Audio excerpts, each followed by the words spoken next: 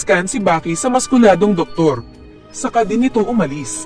Pero nagulat si Kureha nang makita ang resulta ng brain scan ni Baki. Kaya mabilis niyang tinawag ang isa pang specialist na si Mogi. Nagulat sila dahil naging kamukha ni Yujiro ang resulta ng utak ni Baki, kaya nasabi ni Mogi na demonyo siguro ang may utak nito. Saka sa isang park kung saan naglakad si Baki ay nabulabog na tumakbo ang mga daga. Inagtripan ng gwapong may idol kay Looney na walang balbas si Baki at nilabas ang kutsilyo. Pero bigla itong nanliit na parang yung itlog mong umaatres kapag nasa mataas kang bahagi at tumitingin ka sa baba. Buti na lang dumating ang boy labo na kilala ni Baki at pinaalis ang mga mahilig sa hip-hop. Nagpunta sila ng kantin at pinag-usapan ang nakaraan na pagkatalo ni Baki kay Ogre at ang ina ng bida na si Emi Akizawa. Dati itong may asawang mayaman, pero nang makita nito si Yujiro at nakita pa nitong dinurog ng Ogre ang kalaban ay nabuhay ang bloodlust sa kanya. At alam ito ni Yujiro kaya pinuntahan niya ang babae sa tahanan nito, binugbog ang asawa sa kainanakan ang hangal na babae. Ibinigay lahat ng babae ang kailangan ni Baki para siya ay magsanay at lumakas. Ngunit para sa kanya ay katulad ng gamit lang ang anak para mapasaya si Ogre. Ngunit ganun din ang trata ni Yujiro sa kanya na kapag hindi naging malakas si Baki sa araw ng laban nila ay break na sila ng babae. Kaya binubugbog ng ina ang anak dahil mahina daw ito. Sa kawawang buhay ni Baki noon ay nakikita ito ni Kuriyagawa. Saka naalala pa ng bida nang matalo siya ng ama at niyakap ng mahigpit ni Yujiro ang ina at namatay ito. Sinabi ni Kuriyagawa kay Baki na magbagong buhay na lang siya at tahakin ng ibang mas makabuluhang buhay kaysa maging pinakamalakas na fighter sa pamamagitan ng paglaban kay Yujiro. Pero sinabi ng bida na nang makita nito ang ina na tumayo at harapang sinuntok si Yujiro para iligtas siya, ay napagtanto niyang mahal siya ng ina. At ito ang naging basehan niya ng pinagkukunan ng lakas sabay na papaluha. Kaya humingi ng patawad si Kuriyagawa. Pinuntahan ni Yujiro si Oliver na pinakamalakas ng Amerika. Nagsuntukan sila sa library nito at lumipad ang Negro ng masma. Nagpalakasan sila ng paglames, pero wala pa rin kaya si Oliver na sumuko. Pinatawag ni Tokugawa ang Prime Minister at pinakitaan ng maraming pera. Saka mayroon itong nais hilingin sa politician. Pinakita ang ilan pang politisyan na mahilig sa pera at nagchismis sila tungkol sa pinakamalakas na tao. Nakwento ng isa na may allied treaty daw ang US at si Yujiro kaya walang sino mang mangangahas na umatake dito. Maging pag-snipe dito ay hindi rin posible dahil magiging kalaban nila ang buong mundo na kasama ni Ogre. Samantala ay nagtuturo si Stridem sa mga sundalo at malalakas na tao. Sinabi nito sa mga martial arts world champion na patayin nila si Stridem. Ngunit lahat sila ay tinalo ni Stridem base sa kanilang kahinaan. Sinabi ni Stridem na ang tunay na laban ay hindi tulad sa ring na maraming rules, kundi ay pabilisan ng pagsira sa kalaban. Nang mag-isa na lang siya ay inayos niya ang mga armor at armas na gagamitin kay Yujiro. Dahil once a year ay kailangan nilang maglaban. Naghanda siya na naghihintay, pero biglang nasa tabi niya ang pangit. Biglang lumipad ang helmet niya at nahulog na butas. Saka maging ang armor niyang bakal ay nahati. Pinagsuntok ng matanda ang kamay na sumabog kaya nasaktan itong natalo. Sa kinaroroonan ni Baki ay nag-imagine siya na lalabanan niya si Ogre. Nagsuntukan sila at biglang lumindol ang lugar. At naitapon daw si Baki na tinalo ng imaginary na Yujiro. Nag-usap sina Tokugawa at Yujiro at sinabi ni Ogre na magpa-check up ang matanda dahil may sakit ito. Nagalit ang matanda na nag-rap pero bigla siyang nagsuka ng dugo at natomba. Kaya umalis si Ogre at sinabi sa katulong na magtawag ng doktor. Kaya dinala ito kay Kureha. Sap sina Yujiro at Stridem at sinasabi ng Ogre na wala daw problema kung sino sa kanila ni Baki ang magluto ng kanin. Sasabihin sana ni Stridem na naging malambot si Yujiro pero hinati ni Ogre ang tabako nito kaya nagulat ang matanda. Kalaunan ay nakwento din ni Yujiro kay Dopo na na-inlove na siya kay Baki. Hindi na niya matanggal sa isip ang anak na nais niyang labanan. Kinausap naman ni Baki si Tokugawa at sinabi ng matanda na hindi ito papayag na maistorbo ang laban nilang dalawa ni Ogre kahit may dumating pang mga sundalo. Nagluluto si Baki at alam nitong darating ang ama. Inayos muli nito ang nasirang mesa. Saktong ayos na ang pagkain nang pumasok si Ogre at nagharap silang kumain. Nagulat si Baki nang magbaw ang ama at naisip niyang sa pagkain ito nagbaw. Saka naisip na baka sa kanya ito gumalang. Pero pinagalitan siya ni Ogre na huwag ilalagay sa bibig ang mga chopsticks kapag kaharap siya. Sa labas naman ay binabantayan sila ng mga pulis para sa safety ng mga tao. Sinabihan pa siya ni Ogre na dapat kainin pareho ang healthy at instant food para lasapin ang sarap nito. Pagkatapos kumain ay nakita uli ni Baki na nagbawang ama bilang pasasalamat siguro. Kalaunan ay sinabi niya sa tatay na maghugas ng pinggan, pero paglingon niya ay kamao ng tatay ang kaharap. Sinabi nitong maglaro sila ng papel gunting bato, at ang matatalo ay maghuhugas. Natalo si Yujiro ngunit napangisi ito saka ginamit ang gunting na daliri para gantingin ang kamao ni Baki. Saka sinabi nitong may mga gunting na kayang hatiin ang bato. Kaya naghugas ng plato si Baki at naalala ang sinabi ng ama na siya naman ang pupunta sa bahay niya. Bago umalis ay binuli pa ni Yujiro ang mga pulis na nagbabantay doon. Kinabukasan ay nagpunta si Baki sa paboritong hotel ni Yujiro at nakausap ang manager. Sinabi ng manager na mga wild animals ang kinakain ni Ogre pero bigla silang natakot nang lumabas si Ogre sa likod. Saka nagalit si Yujiro dahil ang pangit daw ng damit ni Baki. Kaya sumagot ito na wala kasing nagturo sa kanya ng magagandang etiket, kundi ay maging malakas lang ang alam ng tatay niya. Saka hinamon ng ama, pero nagpaalala ang manager kaya pinaupo ni Yujiro ang anak. Sa unang pagkakataon ay magkasamang kumain ng mag-ama ng mga iba't ibang pagkain sa first class na paraan at tinuruan ni Yujiro ang anak kung paano umasta. Pagkatapos nilang kumain ay nagtanong si Baki kung bakit pinatay ni Yujiro ang ina ni Baki. Kaya nagalit si Ogre na sinira ang poste. Pero pagpasok ng manager ay nagulat siya nang hinawakan ni Baki ang kwelyo ng ama at naghahamon ng basagan ng mukha. Dahil sa tensyon ay nabasag ang salamin. Nagalit pang lalo si Ogre at nagkaroon ng lindol at nayugyug ang hotel. Huminga ng malalim si Yujiro at pinaikot si Baki na naitapon sa upuan. Paisi-isi daw si Baki pero nang sigawan siya ng ama ay bigla siyang tumayo at nagsalute. Pinalo siya sa puwet ni Yujiro na muntik maitapon sa labas, pero nakahawak at nakaligtas tapos napapangiti pa. Kinuha ni Yujiro ang palad ni Baki para sana paluin pero umiwas si Baki. Kaya sinipa siya ng Ogre na naitapon sa kabilang kwarto. Saka pinulot ni Yujiro ang anak sa mukha at dinala sa bintana at sinabing dinidisiplina niya ito. Saka nagpahulog ang Ogre dala si Baki na napapaisip. Pero sinabihan siya ng ama na maghanda sa paglanding saka sila bumagsak sa isang sasakyan na tinarget ni Yujiro. Hawak pa rin ni Yujiro si Baki sa mukha saka tinapon. Sinabi nitong tapos na silang kumain at tinanggal ang damit. Nagpatulong si Baki sa pagtayo at hinawakan ni Yujiro ang kamay niya. Pero sinapak siya ni Baki sa mukha.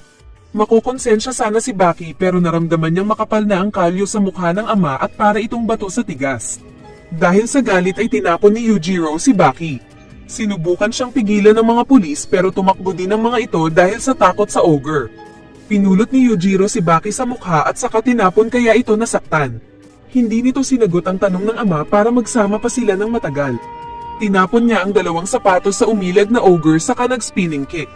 Pero pinatid siya ng ama saka binutukan sa ulo at sinipa sa tagiliran. Kaya siya naitapon at feeling niya ay bagong pang-anak pa lang siya na may itlog kumpara kay Ogre. Dahil sa laban nila ay may tinawag ang boss ng mga pulis na dalhin doon. Sinabi ni Yujiro na papaluan niya si Baki. Susuntok sana si Baki pero sinapak ang likod nito. Kaya siya napasigaw ng sobra dahil sa sakit na nagkikisay sa lupa. Pinalo ulit siya sa legs at dahil sa sakit ay tumakbo siya palayo. Gumanti din siya gamit ng pagsampal sa likod ni Ogre para masaktan din ito pero nagulat siya nang makita ang itsura ni Yujiro. Naging ugat-ugat ang katawan nito. Nag-flex daw ito gamit ang buong katawan para i-distribute ang sakit. Sa paraang ito ay hindi niya maipapakita ang naramdamang sakit. Saka muling tumawa ang matanda at hinamon si Baki na yung itlog niya ang tirahin nito. Sabay posisyon ng open arms at open legs. Biglang dumating ang mayamang matanda at sinabing nailikas na lahat ng mga tao at pwede nang maglaban ng dalawa kahit masira pa ang mga gusali sa paligid. Sinuntok ni Baki si Yujiro ngunit na-timingan ni Yujiro ang pagtigil ng suntok ni Baki at tinulak ito pabalik. Kaya siya ang naitapon. Saka binalaan ng anak na last chance niya ito at dapat seryosohin ang pag-atake sa kanya. Saka mas lalong pumangit ang mukha ng ama na nag-cheer para kay Baki. Kaya ginamit ni Baki ang secret technique nitong natutunan sa master na ipis. Pinalambot niya ang katawan na tulad ng tubig saka parang tren na binangga ang ama at tinulak ito palagpas sa nasirang pader. Nasiyahan si Yujiro dahil kahit nakakaapak ng bubog si Baki ay hindi nazugat ang paa nito. Nang maipit sa pader ay tumalon si Baki at nag-double kick kaya naitapon si Yujiro sa mga nagiba na pader. Tumatawa si Yujiro na muling niyakap ni Baki para labanan. Napahanga si Ogre dahil sa teknik na ginawa ni Baki sa kanya at pinuri ang teacher ng bida na hindi niya alam na ipis. Ginamitan ni Yujiro ng suplex si Baki kaya ito naitapon sa labas. Ngunit nagulat silang dalawa dahil ang dami palang tsismoso at tsismosa ang naroon para panuurin ang laban nila. Dati ay chismis lang ang usapan tungkol sa laban nilang mag-ama. Pero dahil lumabas ito sa balita ay naging trend ito at mas maraming tao ang dumating para manood. Sinabi ni Yujiro na itigil nila ang laban, pero ayaw ni Baki na agad sinipa at suntok ang ama sa mukha at paa. Pero hindi gumalaw si Ogre. Kaso ay nagdugo ang lips nito sa unang pagkakataon daw. At sinabing hindi na sila pwedeng tumigil. Muling naging feeling liquid si Baki na umatake ulit sa tatay na parang tren, pero bumangga siya sa matigas nitong katawan. Saka sinapak ng tatay niya ang kanyang mukha at naitapon ang bida. Muling tumayo si Baki para lumaban pero muli siyang sinapak sa mukha. Naroon din si Dopo na nanonood at sa isip ay congratulations daw kay Ogre dahil naging malakas na ang anak nito. Tumayo si Baki at inilabas ang dugo sa mga ilong nito, saka inutusan ang katawan na tumigil sa pagdurugo. Muli siyang umatake ng sipa at suntok sa mga vital parts ni Yujiro, pero palaging nasasangga ito ni Ogre na para lang daw silang naglalaro. Pagkatapos ay naramdaman ni Yujiro ang mga kamay na nasaktan dahil sa pagsuntok at sipa ni Baki. Naramdaman ni Baki na nanonood sa kanila si Pickle, at nasa tuktok na ito ng gusali gamit ang Hunter Eyes nito. Kaya sumayaw si Baki ng stance ng pagpapakita ng Triceratops dahil ito ang kalaban ng T-Rex. Maging si Yujiro ay nagulat din sa pinakitang ito ni Baki at anak nga daw niya ito. Maging ang mga tao daw ay nakikita ang hayop na nire-represent ni Baki. Noong bata pa daw si Ogre ay pangarap na niyang labanan ang mga dinosaur at masubukan ang lakas nito. Kaya masaya niyang sinalagang Triceratops suntok ni Baki. Binangga siya ni Baki at naitulak hanggang masira ang isang sasakyan na kinagulat ng mga nanonood. Pagkatapos ay pumosisyon si Yujiro at pinakita ang iba't ibang imitation ng mga hayop. Saka siya naghubad at biglang may lumabas na reflection kay Baki at sa mga tao. At sinabi ni Yujiro na siya ang pinakamalakas sa lahat ng mga halimaw. Saka pinakita ang muscle nito. Kaso ay sinabi ni Baki na walang silbi daw ang pagpapakita kung hindi rin naman magagamit sa laban. At ituturo daw ni Baki kung bakit. Naglakad sila para maglaban at hindi na malaya ni Yujiro na na-outbalance siya paharap. Pero nagawa ulit niyang makatayo. Mabilis pala siyang sinuntok ni Baki sa panga kaya ito natumba gaya ng ginawa nito noon kay Oliver. Dahil dito ay napahanga si Yujiro kay Baki at sinabing nais niyang hawakan ang ulo ng bida. Biglang naiyak si Baki dahil naramdaman niya sa puso na ito ang nais niya sa loob ng 18 taon na nabuhay siya. Pero pinagdamot ito ng ama. Kaya hindi siya pumayag dahil alam niyang nasa gitna sila ng laban ng tatay na halimaw. Kaya sinabi ni Ogre na tuturuan niya ang anak kung ano ang lakas. Saka hinuli nito bigla si Baki na hindi makagalaw. Saka sa pilitang hinawakan ang ulo ni Baki na walang magawa kahit na pumapalag ito. Sumipa si Baki pero sinangga ni Yujiro ang mukha niya. Saka tinikman ang nosebleed ni Baki at sinabing ganito siya kalakas. Magagawa niya ang anumang gusto sa anak, pwedeng patayin o mahalin niya ito at walang magagawa si Baki. Saka tinapon si Baki na nagpaikot-ikot. Nakatayo naman si Baki pero sinipa ito ni Yujiro ng buong puwersa. Sinipa at sinuntok pa ng Ogre ang anak bilang pagtuturo kung ano ang ibig sabihin ng lakas. At nang makitang nasaktan ng anak ay sinabihan itong mahina. Tatapusin na sana nito ang laban nang biglang dumating si Pickle para makialam. Ngunit mabilis itong sinuntok ni Baki at natanggal ang pangil.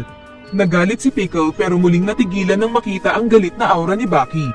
Naalala nito ang law of nature na hindi pwedeng makialam sa laban ng iba. Kaya nagpunta ito sa isang sulok at umupo na parang aso. Muling hinarap ni Baki ang ama at muli siyang natumba sa lupa. Saka sinubukan siyang apakan pero nakailag ang bida. Dahil talo sa lakas at bilis ay hinamon ni Baki ang ama gamit ang walang pera teknik. Pabilisan daw sila ng pagbunot ng piso sa bulsa. Ang mas mabilis magbayad ang panalo kaya siguradong talo ang barkada mong madamot dito. Katulad daw ito ng duel ng samurai. Pero biglang pinalitan ni Yujiro ang laro at mag-countdown siya ng 5 saka sila maglaban. Ginawa nga ito ng Ogre at pagsapit ng 5 ay mabilis na umupo si Baki para matanggal ang kamay sa bulsa. Sinuntok siya ni Yujiro pero agad niya itong nailagan sabay counter ng tuhod at nilap ang kamay ni Yujiro. Naroon din pala si Oliver na nanonood at nasabing matanda na si Ogre. Buong lakas na nailap ni Baki ang ama at sinabing sumuko na ito, pero sumenya si Yujiro na ayos lang siya. Saka tinaas nito ang kamay saka sinuntok ang lupa ng buong lakas. Kaya siya nakaalis sa pagkakahawak ni Baki. Ang pagkakalakdown niya sa lupa ay gaya ng pagkakaipit lang sa gelatin. Naihi sa takot si Baki pero hindi pa rin siya tumigil sa pag-atake sa pagnanais na manalo sa laban. Bigla siyang hinagis ng ama at nagawa rin niyang mahulog ng nakatayo. Nagulat si Baki nang makita ang kasiyahan sa mukha ni Yujiro. Nagising na daw nito ang DNA na nakatago sa katawan ni Baki. Sa kanya pinalabas ang mukha ng demonyo sa likod at hinampas ng ubod lakas si Baki na naitapon sa isang sasakyan. Saka pa siya muling sinipa ng gagong tatay. Binugbog pa ni Yujiro si Baki na naipit sa sasakyan na tuluyang nagkalasog-lasog. Saka siya natamba at nawala ng malay. Muli niyang naramdaman ang pagkatalo at yumuko sa harap ng ama. Biglang nagulat ang marami kasama ni Pickle at Yujiro dahil biglang nagpakita ang lolo ni Baki na mas malaki ang katawan kaysa kay Yujiro. Ito daw si Yuichiro Hanma na naunang tumalo sa Amerika bago pa ng Ogre. Saka sinabi ng multo kay Baki na kayang talunin ni Baki ang tatay kung nais niya. Nakwento ni Tokugawa kung paano tinalo ni Yuichiro ang Amerika. Noong World War II daw ay binumbahan siya ng 1,000 bomba ng mga Amerikano sa isang islang malapit sa Okinawa. Pero nang pinadala ang US Army doon para kumpirmahin kung patay na ang malaki niyang katawan, ay nakita nilang ang kasama nilang sundalo ang hinawakan sa leeg. Nag-request daw ang isang General James na gamitan ng atomic bomb si Yuichiro pero hindi pinayagan ni MacArthur. Ngunit bago pa sila makaalis ng Japan ay nakarinig ng malakas na kalabog ang mga sundalo sa barko ni James. Nakita na lang nilang naitanim pabaliktad sa sahig ang boss nila. Saka lumabas ang malaking tao kaya lahat sila ay nagtalunan paalis ng barko. At sa paraang ito natalo ni Yuichiro ang Amerika. Ang teknik daw kasi na ginamit nito na kinatakutan ng mga sundalo ay ang dress. Nawala ang multo kaya muling pinagpatuloy ni Yujiro na bugbugin si Baki. Hinawakan niya si Baki para ituro daw ang teknik ng ama na dress. Sa kakalaunan ay inipit ito sa kilikili.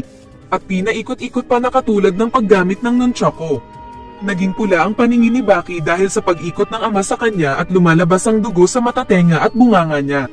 Saka sinabihan siya ng Ogre na protektahan ang sarili at buong lakas na pananghampas sa naroong sasakyan.